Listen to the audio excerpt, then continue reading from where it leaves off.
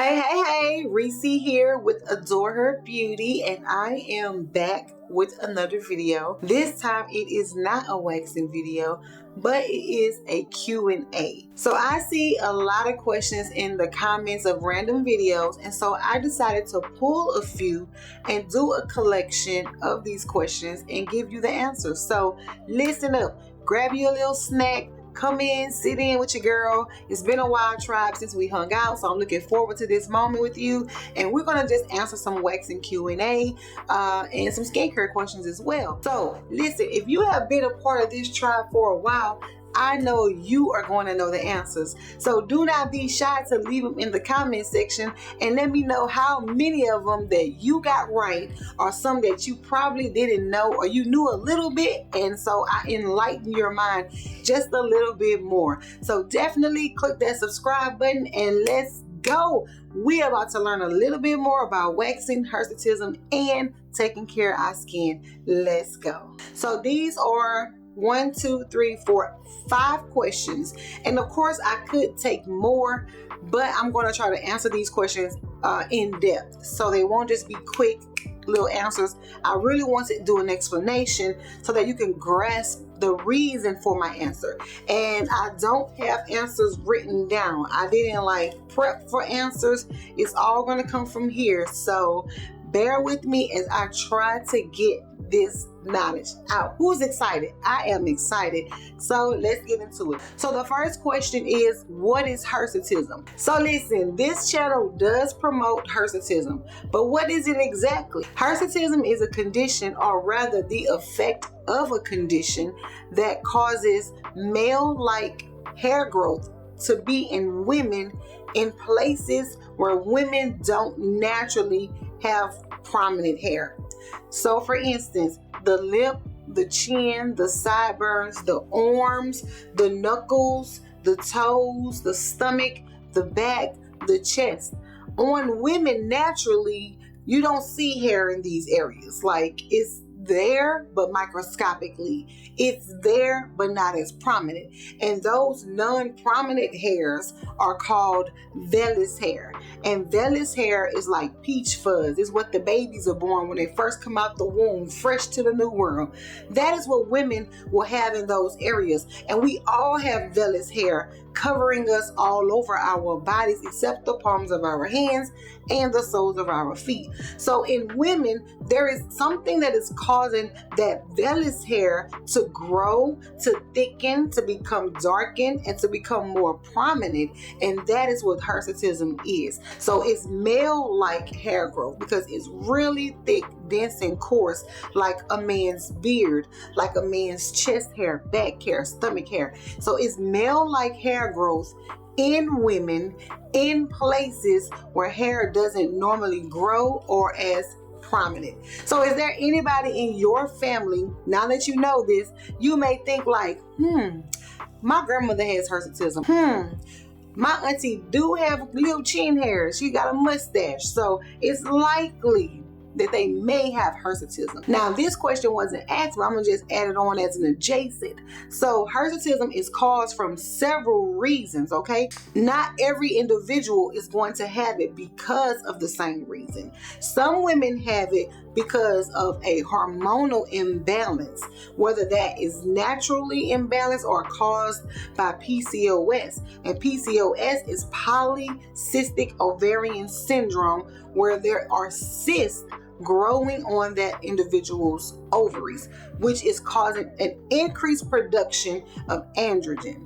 Okay, some women may have hirsutism because it is genetically predisposed. It's genetically passed down through their bloodline, and because grandma had it, because great aunt had it, because this person had it, it passes down through the gene. And one way you can tell it's genetic is you won't be the only individual with it, or your aunt or your grandmother or your mom won't be the only woman in the family that has it. You'll notice a couple cousins got it, or lip hair, a couple aunts got some chin hair, thick sideburns, hair on their arms. You won't be the only one. You won't see one here and there. You'll see signs that it's prominent, especially if it's siblings. Sisters may have it, and things like that. You can tell it's pretty much genetically passed down. Another issue is Cushing's disease. So if you have Cushing's disease, it can cause you to have hirsutism. So we won't go too deep into hirsutism, but one of the next questions that I know is this only an issue or condition that women of color have, as in black women? Because we know Hispanic women and Asian women, they're women of color. So black women, are black women the only women that have hirsutism? And the answer to that question is no. The reason why I believe a lot of people tend to think that black women are the main women that deal with this is because my channel, and this is not bragging, but my channel is one of the main channels that really promotes and push and teaches on this thing. And 99.9% of my clientele are black women. I have like a 1% that is of other ethnicities, but 99.9% of the women you're going to see on YouTube, because again, this is one of the main channels that promote hirsutism, and then other women who are promoting it are black as well. But no, the answer to that question is no. Hirsutism can affect all women of all backgrounds, of all ethnicities, from all genealogies. If you really just take a deep search, not even a really deep search, just search it. Google is going to show you every other race except for black when you look it up, so you really don't have to dig that deep. Just say you want to go look up some outfit inspiration or some hair inspiration or nails inspiration.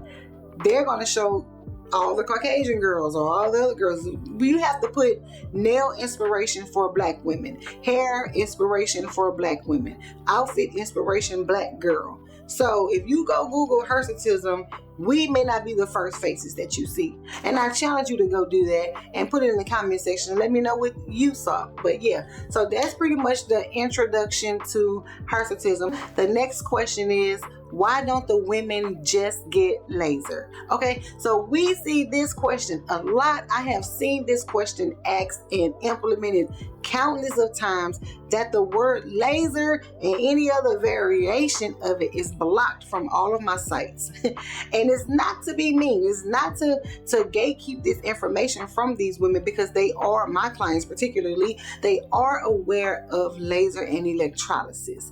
So just to say, why don't they get laser? It really isn't a one size fits all solution. Many of my clients have gotten laser before several treatments, and then because of the internal issues that they have, the hair will continue to grow back. So let's just say a client did get laser and they spent a couple thousands of dollars focused on the external issue, which is the hair, but they didn't go see their gynecologist, or they didn't go see their endocrinologist, or they didn't go see their primary care physician and figure out why that happened. So they spent thousands on the external, but they didn't go work on the internal. And so therefore the hormones are still out of whack. You're targeting your skin and your face, but your hormones are still do. And so now you just spent all this money, your skin looking good, you're feeling good, but then you go eat something that you're not supposed to eat, but you don't know you shouldn't eat it, because you don't know that your body's responding to this food or this item that you're using. And so now, just when everything was all good and your skin was butter baby smooth and you had to fix all your pigmentation issues and the hair was gone, it starts to get imbalanced again.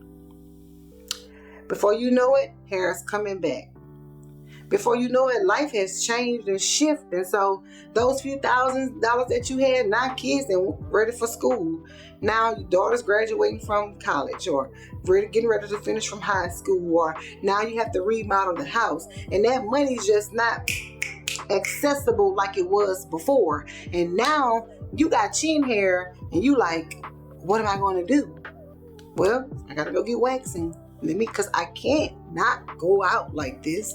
I can't be seen like this. I just spent thousands of dollars. why didn't this work? It didn't work for me. That's what they will come and say. It didn't work for me. But it's probably because they didn't work on the internal. So you have to figure out why it's happening before you try to go and rectify the problem. Now, same thing works for waxing. You're paying for waxing sessions, and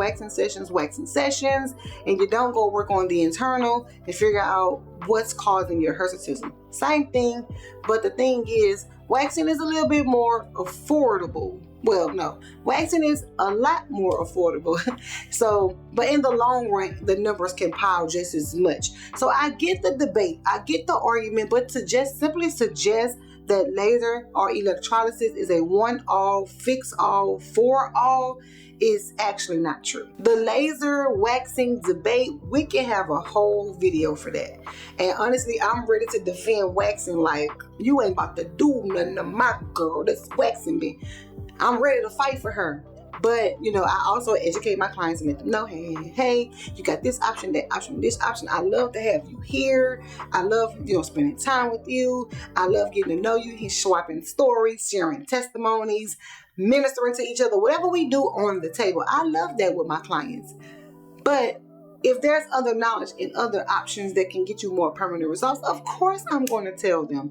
I'm not a gatekeeper, but some people just love me. Do you hear me? They don't mind coming because it's therapeutic for them. It's their relaxation. It's their getaway from the world. They come here. It's a safe haven here. So for some people, it's just like, girl, it is what it is. Girl, I'm 35, I'm 40, I'm 50, girl, it's fine. But of course, I don't want to be seen like this if I don't got to. And that's what, I got to receive. So that is that's what that is, right? So if you want a little bit more in-depth opinion, conversations, thoughts, whatever, on this laser electrolysis waxing debate, if you want to come on and have a dialogue with me and LaWanda on the Wax Table podcast, let me know. Drop it in the comment section. It's open for anybody to join. You do not have to be licensed. Just have an opinion. Just know how to hold a conversation, and let's get rolling. So the next question pertains to waxing, of course, and the individual wants to know why when I wax,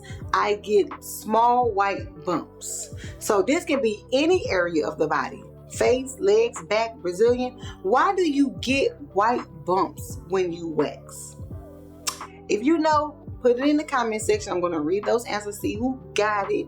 But the reason why is this. So waxing removes a layer of skin, right? Not only a layer of skin, it removes the hair. That's why you're using it in the first place. But yes, waxing removes the hair and a layer of skin. It's an outer layer of the skin, but a layer of skin nonetheless. And so now when you did this wax session, you're hairless, your skin feels super smooth because you got that outer layer, and now it's exposing the fresh layer. That is called exfoliation. Waxing itself not only removes hair, but it exfoliates as well. So now you just done this fresh exfoliation and you're not thinking nothing of it. You just rub your hands, you touch your eye, or you rubbed your eye, you touch your face, you did something, and now you rubbing that freshly waxed area.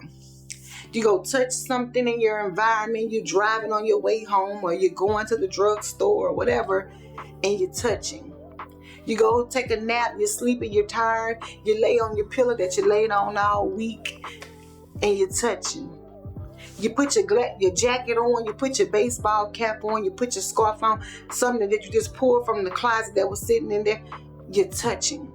So basically what you're doing is now that freshly waxed area is exposed to everything in your environment, microscopically, that you cannot see, germs, bacteria, all of that stuff. It's now an open target, like hit me, touch me.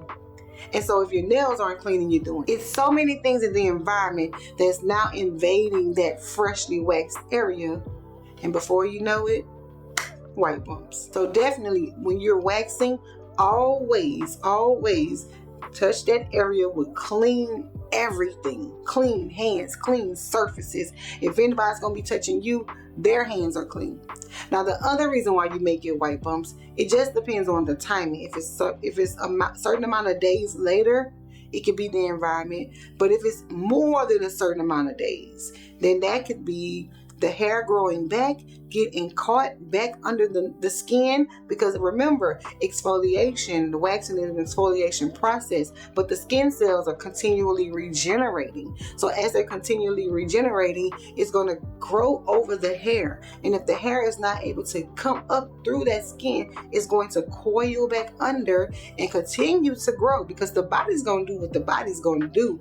Regardless what you do or don't do, the body's going to function like it was designed to function. And so the hair is growing back under the skin, and now it's causing inflammation. And that could be the reason why you have the white bumps. So what do you do in either instance when you have these white bumps? Well, the first thing is, do not pick them. Leave them alone, because when you pick, you're going to exacerbate them and make more. You're going to spread that little white substance all over your skin and make more. So the thing that you want to do is follow a skincare regimen. Now, if you want this skincare regimen, I need some activity going on in these comments. I need some likes, I need some shares, and I will share this skincare regimen. But I will say this, exfoliation is key. All right, and so now we're going to move on to the next question. And actually, this is going to be our last question, because again, this one can be in depth as well. And the question is, how do I get rid of the dark spots? My answer can apply if you have dark spots due to acne, or if you have dark spots due to ingrown hairs. Either way, the dark spot is representative of a band-aid. We have melanin in our bodies that sends color. It gives color to our skin, our hair. All of these things that make up us is produced by our melanin sites. Melanin also protects us, right? So if you have some type of trauma done, or the brain thinks it's trauma, let's say you accidentally scratch yourself, and it's not a really terrible scratch, but it's significant enough to alarm the mind. Hey, Amber just got a scratch on her arm. Send melanocytes, send melanocytes. We need to protect Amber. We don't want Amber to get environmental harm. Send melanocytes. And before you know it, you got like a black mark right there, a dark mark. It's like, God, I mean, it was just a little scratch. Why did it? Your body's responding to what's happening to you. Your body is responding to rescue you. It's like sending aid, it's sending help to you, right? So the brain can't tell what's the trauma. Is it controlled trauma, or is it something from the environment that's sent out to attack you? All it knows is going 911 mode. I see red, send help to my girl. And so when you get acne, right, or when you get an ingrown, it's something that's pushing through the skin that does not belong there, because the hair is misdirected, or because the pore is impacted and it's causing all of this swelling. And the body is like, there's trauma on face, trauma on cheek, trauma on chest, trauma on chin. Send melanin, right? And what really triggers it is when you go and do this, and your fingernails is just digging in. I hate these bumps in my face. And you just, and the brain waking up. Send melanin, 911 emergency. And all of a sudden, all you can tell every time you pick, y'all tell on y'all self. Every time you pick, doop, doop, doop, doop, doop, doop, doop, doop, doop. And it happens already even if you don't pick. Picking makes it worse. Picking makes the brain send more melanin, so your pigmentation is deeper and not as superficial as it could have been if you just let it naturally take its course. So don't pick, by the way, because picking is just like telling the brain, we need melanin right here. You telepathically sending it to your brain, I need melanin right here. I'm trying to make this fun. Hopefully this is fun and a little bit entertaining, okay? I'm very illustrative and animated. So, hey, it is what it is. Like, you learning, that's the key. That's the point of this whole thing, is that you are learning. Okay, and so, now the question is how to get rid. I had to explain how you get them first, because in knowing how you get them is the key to not getting them, right? To getting rid of it. So, now that you know, don't pick, number one, it will decrease the amount of pigmentation that occurs. So now, for the ones that you do have, And I have to give an explanation. There actually is a video, I'll leave it in the description, that explains how pigmentation in the layer of the skin works. But I'll say this briefly. What you see on the surface, that little spot, is not what's happening. It's actually a tube of color, dark color, down the layer of your skin, and what you see is the manifested spot, but it's actually pigment way down. And so you need to use products on the surface, but they have the strength to dig down and break up all of that color. So when you go into Walmart, and I'm not shade, I'm just letting y'all know, you go to Walmart, Walgreens, CVS, and you're like, oh, I'm gonna use this little cleanser because it's in my budget. You're wasting money. You're gonna have to find something else because that didn't work. And you could have took the money from those two products and went and bought something that was gonna work. So you're like, I'm gonna just get this little CeraVe. My dermatologist said CeraVe. My doctor said Cetaphil. And it's doing nothing. Those type of products, they don't harm the skin. They're made to calm skin down that's been overstimulated. So they're not harmful to the skin, but they're not helpful to your situation and what your desired goal is. So you need a product that has enough efficacy to get that pigment busted up and broken up. And again, this is supposed to be a quick Q&A, and I need some interaction from you. So if you want that skincare regimen, and that includes what products to use. Now, I charge to give this information. Like, this is a consultation. So if you want to know, I need some interaction from the tribe, from the visitors. Let's get in these comments. Let's make this video go big. Let's push this video, because we push the waxing videos, but people need this education. They need to know this type of stuff so they can be preventative and not spend so much money. So let's just help spread awareness, okay? So I'm not gonna say what products you use for that, but you need something to be able to do that, okay? So I hope you enjoyed this video. I hope it was informational, educational, and a little bit of entertaining, because you know, I'm not that funny, but hey.